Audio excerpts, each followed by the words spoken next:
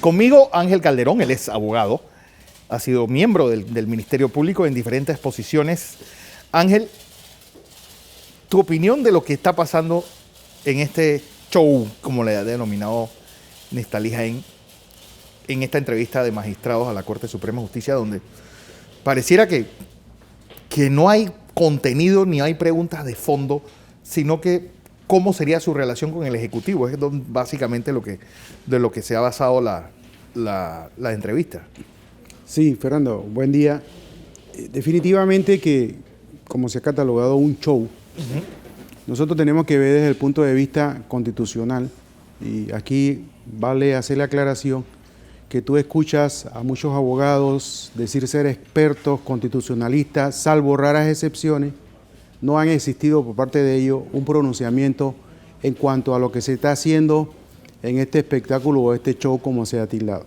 Primero que todo, la Constitución es nuestra norma y establece claramente las facultades que tiene el Ejecutivo para los nombramientos de estas personas y las facultades que tiene el Legislativo para aprobar o improbar estos magistrados que sean seleccionados por el Ejecutivo. Si tú lees el artículo 204 de la Constitución, tú te das cuenta claramente, y el 203 te das cuenta claramente qué es lo que se establece para ser magistrado y cuáles son las funciones que tienen los magistrados de la Corte Suprema de Justicia.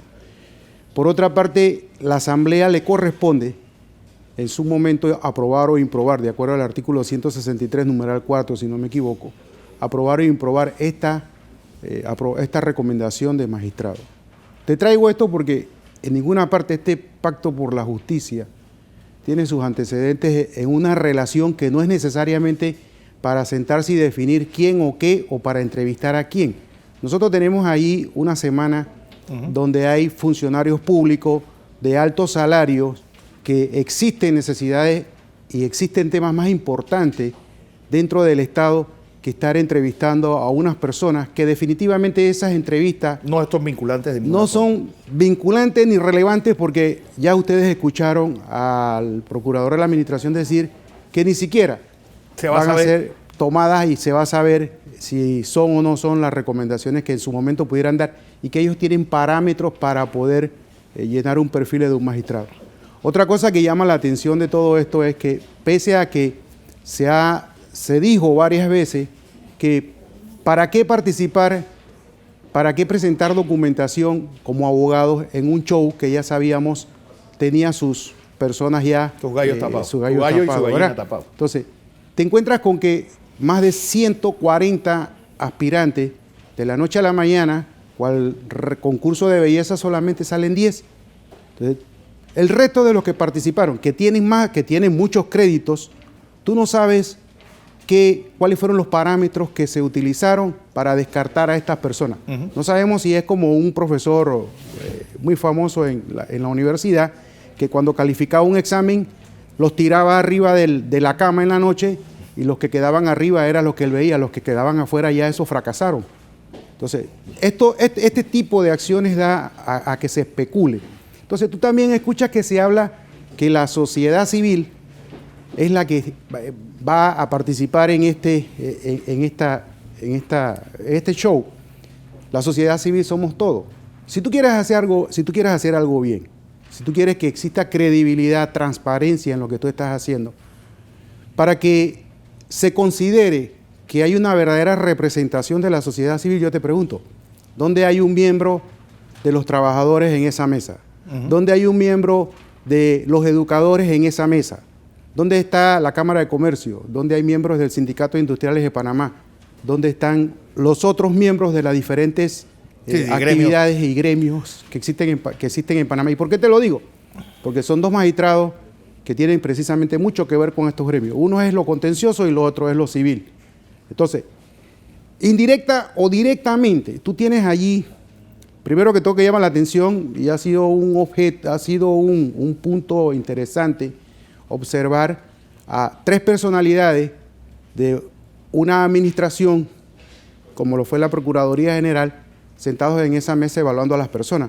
Porque tanto la diputada independiente, el procurador de la administración y la procuradora de hoy los tres trabajaron juntos bajo el paraguas de Ana Matilde. Entonces, ¿de qué transparencia o de qué credibilidad podemos estar hablando cuando estos tres funcionarios, en su momento, estos dos funcionarios fueron subalternos de una de las que estaba allí, que como diputada, en eso que ella está haciendo, y debe saberlo la Asamblea, se va a dar en el día de mañana un conflicto de competencia.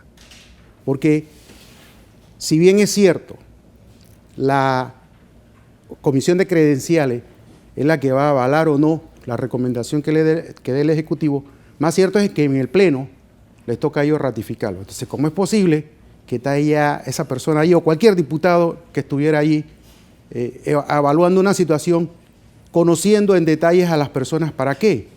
Eso en su momento, por supuesto que va a provocar un conflicto de competencia y va a tener sus consecuencias.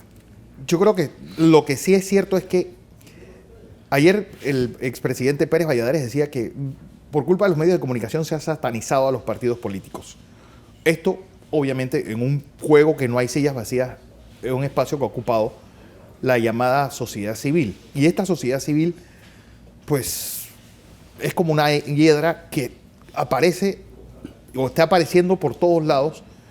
Y realmente la pregunta que muchos nos hacemos es ¿qué legitimidad tiene esta gente para hablar, criticar o avalar algo en nombre de la sociedad en general? Bueno, definitivamente que cuando tú hablas de sociedad civil, ya te he mencionado que quienes forman parte de esa sociedad civil, a quienes realmente pudieran ellos representar. Todo es según del cristal con que lo mires. Algunas de estas personas sabemos que tienen una agenda y se han caracterizado por en un momento determinado asumir una posición en defensa de alguien y que específicamente tiene que ver con los temas políticos o temas de gobernabilidad. Porque pareciera ser que primero eso de llamarle sociedad civil. Los grupos de la sociedad civil, nosotros lo hemos dicho y no es que estemos en contra, son saludables para la democracia de un país. Pero que una o dos personas sean los que constantemente estén alzando una bandera y que dicen por todos los demás, que representan a la sociedad, eso es lo peligroso, porque todos sabemos bien que estas personas en algún momento han estado atacando o se han declarado enemigos de una determinada administración. Caso José Raúl Mulino, ya va para el mes detenido y pareciera que existe una intención de cerrar la puerta y botar la llave. Bueno, Fernando, el caso José Raúl es un caso que ahí tú tienes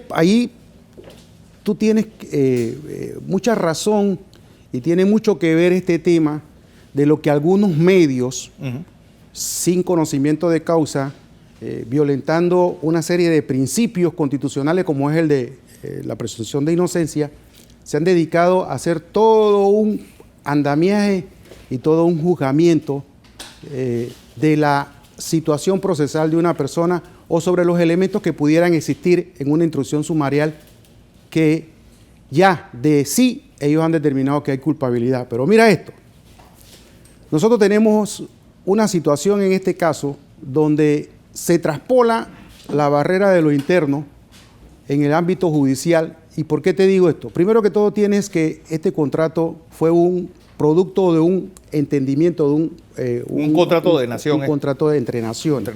¿Verdad? En segundo lugar, tú tienes allí que ese contrato tenía toda una serie de compromisos y pactos entre las partes. Uno de esos temas que están establecidos en ese contrato es la existencia de un arbitraje ante cualquier situación que se pudiera presentar, o sea, llevar esto a instancias internacionales. Pero, paradójicamente, una de las personas que tengo entendido aspira a ser magistrado y que dice ser conocedor de la materia, presentan una acción que es avalada por la Corte, en las cuales, te lo garantizo, en el día de mañana, este proceso que va a ser ventilado internacionalmente por lo que ha hecho Panamá, le va a generar al Estado panameño, y mira que te lo digo, más de lo que se ha invertido en el contrato. Porque la demanda, y como actúa el Estado panameño, te aseguro que dentro de 3, 4 años vas a escuchar las noticias que Que somos condenaron a condenados. Panamá por el caso de Finmecánica y cuidado, que la demanda que nos ponga esté arriba de $1.000 millones. Entonces, estos temas hay que tener mucho cuidado, porque allí te digo, si hoy día se presenta una demanda internacional, ¿cómo queda el proceso que se está llevando legalmente cuando el derecho patrio reconoce los organismos? Es más, en el Código Procesal Penal existen normas que la fiscal que está atendiendo el caso sabe y debe conocerlo, que en el Código Procesal existen normas vigentes que operan en el acusatorio y operan en el inquisitivo. Son más de 30 normativas que se aplican y que si tú te la lees, te das cuenta de las violaciones que se están cometiendo y te das cuenta que las críticas que se hacen no son críticas por querer defender o asumir posesiones partidistas.